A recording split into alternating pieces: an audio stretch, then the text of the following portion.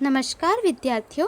कक्षा 10 विषय सामाजिक विज्ञान पाठ 2 भारत की सांस्कृतिक विरासत परंपराएं, हस्तकला और ललित कलाएं, जिसमें विद्यार्थियों हमने पिछले वीडियो में जो है संगीत कला के विषय में जानकारी प्राप्त की थी। अब हम उसमें यहाँ पे आगे नृत्य कला के विषय में जानेंगे। तो यहाँ पे हमें नृत्य कला के विषय में कुछ संक्षेप में जानकारी दी गई है, जिसमें बताया है कि नृत्य कला क्या है और इसका उद्भव किस तरह से हुआ था। तो नृत्य कला, नृत्य शब्द की उत्पत्ति मूल संस्कृत धातु नृत्य करना पर से हुई है। तो यहाँ पे हमें बताया है कि नृत्य शब्द जो है उसके व्युत्पत्ति जो है मूल संस्कृत धातु नृत्य जो है मतलब नृत्य करना उस पर से हुई है। नृत्य ताल और लय के साथ सौंदर्य की अनुभूति कराने का साधन है। तो यहाँ पे हमें बताया है कि नृत्य जो है वह ताल और लय के साथ जो सौंदर्य है उसकी अनुभूति कराने का एक साधन और माध्यम माना जाता है। तो ताल और लय के विषय में जो है हमने संगीत कला के विषय में जानकारी प्राप्त की थी। तो यहाँ पे हमें बताया है कि ताल और संगीत के साथ जो सौंदर्य की अनुभूति कराने का साधन है वह नृत्य है। नृत्य कला के आदि देव भगवान शिव नटराज माने जाते हैं। लोगों को नृत्य सिखाने के लिए स्वर्ग से पृथ्वी पर इस कला को सर्वप्रथम नटराज शिव लाए थे। तो यहाँ पे हमें बताया है कि नृत्य कला के जो आदि देव भगवान शिव जो नटराज है वह माने जाते हैं कि भगवान शिव जो है वह नृत्य कला के आदि देव है और लोगों को जो नृत्य सिखाने के लिए और नृत्य के विषय में जो ज्ञान देने के लिए इस पृथ्वी पर जो है इस कला को सर्वप्रथम नटराज शिव जो है वह नृत्य कला को स्वर्ग से पृथ्वी पे लाए थे। ऐसी मान्यता है। भारत के शास्त्रीय नृत्य के प्रकारों में भरतनाट्यम, कुचिपुड़ी, कथक, कथकली, ओडिसी और मणिपुरी मुख्य है। तो हमारे यहाँ पे भारत के जो भी शास्त्रीय नृत्य है इन सभी नृत्य के प्रकारों में जो भरतनाट्यम, कुचिपुड़ी, कथक, कथकली, ओडिसी और मणिपुरी जो है यह मुख्य माने जाते हैं कि यह विशेष प्रकार के जो है भारत के नृत्य है और यह जो है मुख्य माने जाते हैं। तो इन सब के विषय में हमें यहाँ पे जो है आगे संक्षेप में जानकारी दी गई है, वह अब हम जानेंगे। भरतनाट्यम, तो यहाँ पे जो है हमें सबसे पहले जो है भारत के जो शास्त्रीय नृत्य है उनमें भरतनाट्यम के विषय में कुछ जानकारी दी गई है। भरतनाट्यम का उद्भव स्थान तमिलनाडु राज्य का तंजावुर जिला माना जाता है। तो यहाँ पे हमें बताया है कि भरतनाट्यम जो नृत्य है उसका जो उद्भव है वह तमिलनाडु राज्य के तंजावुर नामक जिला जो है वहाँ से हुआ है।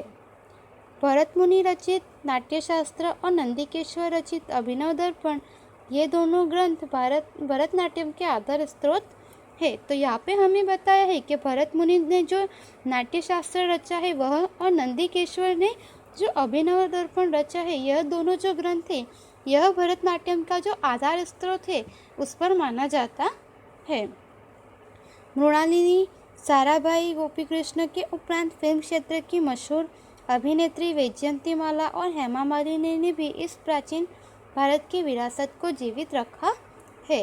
तो यहाँ पे हमें बताया है कि जो मृणालिनी, साराभाई, गोपीकृष्ण है इन सभी के उपरांत फिल्म क्षेत्र की जो मशहूर अभिनेत्री वैजयंतीमाला और हेमा मालिनी है इन सभी ने भी जो है फिल्मों के द्वारा वगैरह जो है हमारे भारत की इस सांस्कृतिक विरासत को जो है जीवित रखा है। तो उन सभी में भी हमें जो है यहाँ पे भरतनाट्यम के विषय में देखने को मिलता है। तो इस तरह से यहाँ पे हमें भरतनाट्यम के विषय में संक्षेप में जानकारी दी गई थी, जिसमें हमने देखा कि भरतनाट्यम का जो उद्भव है वह तमिलनाडु राज्य के तंजावुर जिला से हुआ है और भरत मुनि द्वारा रचित जो नाट्यशास्त्र और नंदिकेश्वर रचित अभिनव दर्पण है यह दोनों जो है भरतनाट्यम के आधार स्रोत है। और फिर मृणालिनी, साराभाई, गोपीकृष्ण जो है इन सभी के उपरांत फिल्म क्षेत्र की जो मशहूर अभिनेत्री वैजयंतीमाला और हेमा मालिनी जो है इन्होंने भी हमारे प्राचीन भारत की इस विरासत को जो है फिल्मों के द्वारा वगैरह जो है जीवित रखा है। तो उन सभी में जो है हमें भरतनाट्यम का देखने को मिलता है। तो यहाँ पे जो है आपको भरतनाट्यम नृत्य कला का चित्र बताया गया है। अब हम उसके आगे जानेंगे। कुचिपुड़ी नृत्य, तो यहाँ पे हमें कुचिपुड़ी नृत्य शैली क्या है उसके विषय में बताया गया है। इस नृत्य की रचना 15वीं सदी के दौरान हुई है। मुख्य रूप से स्त्री सौंदर्य के वर्णन पर आधारित और स्त्रियों तथा पुरुषों दोनों द्वारा किए जाने वाले कुचिपुड़ी नृत्यों में भारतीय नृत्यों की बुनियादी मुद्राओं को शामिल कर लिया गया है। तो यहाँ पे हमें बताया है कि कुचिपुड़ी नृत्य जो है वह 15वीं सदी के दौरान जो है इस नृत्य की रचना हुई है और मुख्य रूप से जो स्त्री का सौंदर्य है उसके वर्णन पे आधारित और स्त्रियों तथा पुरुष दोनों द्वारा किया जाने वाला जो यह कुचिपुड़ी नृत्य है इसने भारतीय नृत्य की जो बुनियादी मुद्रा है उसको भी शामिल कर लिया है। यह आंध्र प्रदेश में विशेष रूप से प्रचलित है। तो कुचिपुड़ी जो है यह मुख्य रूप से आंध्र प्रदेश जो है वहाँ का नृत्य माना जाता है। तो इस तरह से जो कुचिपुड़ी है यह आंध्र प्रदेश में विशेष रूप से प्रचलित है।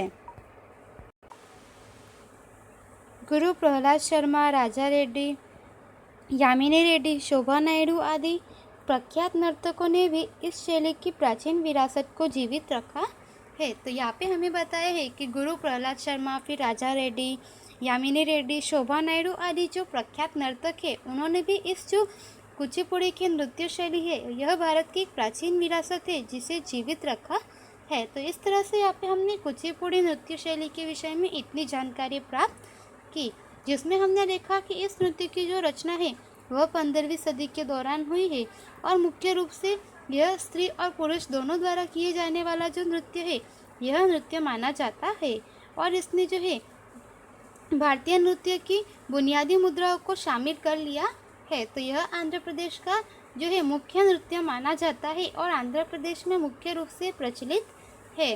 तो उसके बाद हमें यहाँ पे बताया है कि जो कुछ नर्तक थे उन्होंने भी हमारे भारत की इस प्राचीन विरासत को जीवित रखा है। अब हम उसमें आगे जानेंगे।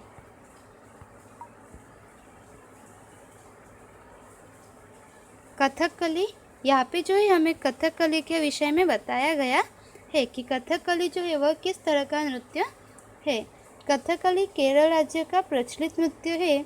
पौराणिक महाकाव्य महाभारत के प्रसंग और संस्कृत मलयालम मिश्रित नाटक बाद में कथकली कहे गए हैं। तो यहाँ पे हमें बताया है कि कथकली जो है वह केरल राज्य का प्रचलित नृत्य है और पौराणिक जो महाकाव्य, फिर महाभारत के प्रसंग और संस्कृत मलयालम मिश्रित जो नाटकवाद है उनमें कथकली का जो है यहाँ पे बताया गया है। कथकली के विषय में जो है वहाँ पे जानकारी दी गई है। कथकली की वेशभूषा घेरदार सुंदर कपड़ा वाली होती है। उनके पात्रों को पहचानने के लिए उनके चेहरे पर की विशिष्ट मुखाकृति को समझना पड़ता है। इस नृत्य में नट कलात्मक मुकुट धारण करता है। नृत्य प्रस्तुति के समय एक ही तेल के दिए से रंगमंच प्रकाशित रहता है। तो यहाँ पे हमें बताया है कि कथकली जो है इसकी वेशभूषा घेरदार सुंदर कपड़ा वाली होती है और उनके जो पात्र है उनको पहचानने के लिए उनके चेहरे पर जो विशेष प्रकार की मुखाकृति की जाती है वह समझनी होती है। और इस नृत्य में जो है नट जो होता है वह कलात्मक मुकुट धारण करता है और नृत्य प्रस्तुति के समय एक ही तेल के दिए से रंगमंच जो है वह प्रकाशित रहता है। नट पर्दे के पीछे आकर अपना संगीतमय परिचय देता है तथा तीनों लोग के पात्रों को चेहरे के हाव भाव एवं हस्त मुद्रा से जीवित करता है। तो यहाँ पे हमने बताया कि इसमें जो नट होता है वह कलात्मक मुकुट धारण करता है और नृत्य के समय वह जो है एक ही तेल के दिए से रंगमंच प्रकाशित करता है तथा जो नट है वह पर्दे के पीछे आकर अपना संगीतमय परिचय देता है तथा तीनों लोगों के पात्र जो है उनके चेहरे के हाव भाव एवं हस्त मुद्रा से सजीव करता है। केरल के कवि श्री वल्लथोल स्थापित कलामंडल में कथकली, कलामंडलम, कृष्ण प्रसाद, शिवारमन वगैरह ने इस शैली को देश विदेश में प्रसिद्धि दिलाई है। तो यहाँ पे हमें बताया है कि केरल के जो कवि जो है श्री वल्लथोल उन्होंने कलामंडलम, कृष्ण प्रसाद, शिवारमन वगैरह जो है इन सभी ने इस शैली को जो है देश विदेश में प्रसिद्धि दिलाई है। तो इस तरह से यहाँ पे हमने कथकली के विषय में जानकारी प्राप्त की कि यह केरल राज्य का एक प्रचलित नृत्य है और जो पौराणिक महाकाव्य महाभारत वगैरह जो प्रस्तुत जो संस्कृत मलयालम मिश्रित नाटक वगैरह जो है उनमें कथकली के विषय में जो है यहाँ पे जानकारी दी गई है। और कथकली की जो वेशभूषा है वह सुंदर कपड़ा वाली होती है और उनके जो पात्र है उनको पहचानने के लिए उनके चेहरे पर की मुखाकृति जो है उसको समझना होता है। तो इस तरह से इस नृत्य में जो नट होता है वह कलात्मक मुकुट धारण करता है और पर्दे के पीछे अपना संगीतमय परिचय देता है। तो इस तरह से केरल के जो कवि है उन्होंने इस कथकली की जो नृत्य शैली है इसे देश विदेश में प्रसिद्धि दिलाई है। अब हम उसमें आगे जानेंगे। यहाँ पे आगे हमें जो है कथक नृत्य के विषय में बताया गया है कि कथक नृत्य क्या है। कथन करे सो कथक कहावे, उक्ति पर से कथक आया है। तो यहाँ पे हमें बताया है कि कथन करे सो कथक कहावे, यह जो उक्ति है उस पर से कथक आया हुआ है। महाभारत में श्री कृष्ण और गोपियों के साथ के नृत्य की कथाओं पर कथक नृत्य आधारित है। उत्तर भारत में वैष्णव संप्रदाय के श्रृंगार भक्ति के साथ कथक नृत्य का विकास हुआ है।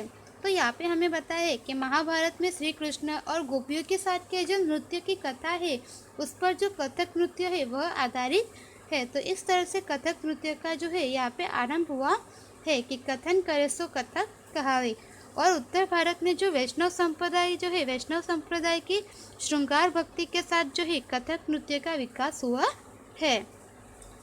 उसमें एक पैर पर गोल गोल घूमना और नृत्य के प्रसंग प्रदर्शित किए जाते हैं। तो यहाँ पे हमें बताया है कि उसमें जो है एक पैर पर गोल गोल घूमना और नृत्य के जो प्रसंग है वह प्रदर्शित किए जाते हैं। इस नृत्य में स्त्रियां चूड़ीदार पायजामा और ऊपर घेरदार वस्त्र पहनती है। पंडित श्री बिरजू महाराज, सितारा देवी और कुमुदिनी लाकिया आदि ने इस कला को जीवंत रखा है। तो यहाँ पे हमें बताया है कि यह जो कला है इसमें जो है एक पैर के ऊपर गोल गोल घूमना तथा नृत्य के जो प्रसंग है उसे प्रदर्शित किया जाता है तथा इस नृत्य में जो है स्त्रियां वह चूड़ीदार पायजामा और उसके ऊपर जो है घेर वाला वस्त्र पहनती है। उसके बाद में यहाँ पे बताया है कि पंडित श्री बिरजू महाराज, सितारा देवी और कुमुदिनी लाकिया आदि जो है इन सभी ने भी इस जो प्राचीन विरासत भारत की है इसको जीवित रखा है। तो इस तरह से हमने कथक के विषय में इतनी जानकारी प्राप्त की। अब हम उसमें आगे जानेंगे। मणिपुरी नृत्य। मणिपुरी की प्रजा हर उत्सव के प्रसंग पर नृत्य करती है। तो यहाँ पे हमें जो मणिपुरी नृत्य है उसके विषय में बताया गया है कि मणिपुरी नृत्य कला क्या है। तो मणिपुर की जो प्रजा है वह हर उत्सव प्रसंग में जो है नृत्य करती रहती है। मणिपुरी नृत्य शैली मुख्य रूप से कृष्ण की बाल लीला और रासलीला पर आधारित है। मणिपुरी नृत्य शैली के लास्य और तांडव दो प्रकार है। तो यहाँ पे हमें बताया है कि मणिपुरी नृत्य शैली जो है वह मुख्य रूप से श्री कृष्ण की जो बाल लीला और रासलीला थी उस पर से आधारित है। और मणिपुरी की नृत्य शैली जो है इसके लास्य और तांडव जो है वह दो प्रकार है।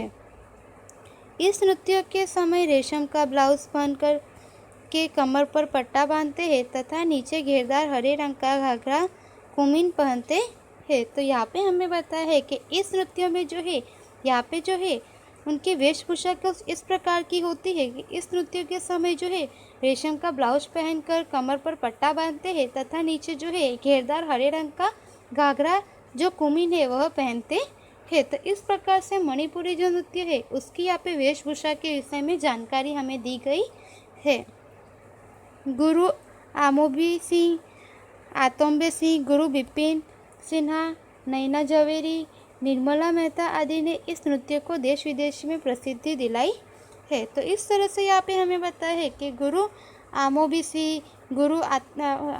सिंह और उसके बाद आतोम्बे सिंह तथा गुरु बिपिन सिन्हा, नैना जवेरी, निर्मला मेहता आदि जो है इन सभी ने जो है इस नृत्य को देश विदेश में प्रसिद्धि दिलाई है। तो इस तरह से यहाँ पे हमने मणिपुरी नृत्य के विषय में इतनी जानकारी प्राप्त की, जिसमें हमने देखा कि मणिपुरी नृत्य जो प्रजा है वह हर उत्सव प्रसंग पर नृत्य करती रहती है और मणिपुरी नृत्य शैली जो है यह मुख्य रूप से श्री कृष्ण की बाल लीला और रासलीला जो है उस पर आधारित है। तो मणिपुरी जो नृत्य शैली है उसके लास्य और तांडव दो प्रकार है। इस नृत्य के समय में जो है वेशभूषा कुछ अलग प्रकार की होती है। और उसके बाद जो कुछ यहाँ पे हमें नृत्य के विषय में जानकारी दी गई है, जिसमें जो है गुरु आमोबी सिंह, आतंबे सिंह तथा गुरु बिपिन सिन्हा, नैना झवेरी, निर्मला मेहता आदि जो है उन सभी लोगों ने इस नृत्य को जो है देश विदेश में प्रसिद्धि दिलाई है। तो विद्यार्थियों, इस तरह से यहाँ पे जो है हमने नृत्य कला के विषय में जानकारी प्राप्त की, जिसमें हमने जो कुछ भारत के शास्त्रीय नृत्य जो भारत की विरासत को जीवित रखते हैं उसके विषय में भी जानकारी प्राप्त की। उसके आगे जो है हमें नाट्य कला के विषय में बताया है, जो हम अगले वीडियो में जानेंगे। धन्यवाद।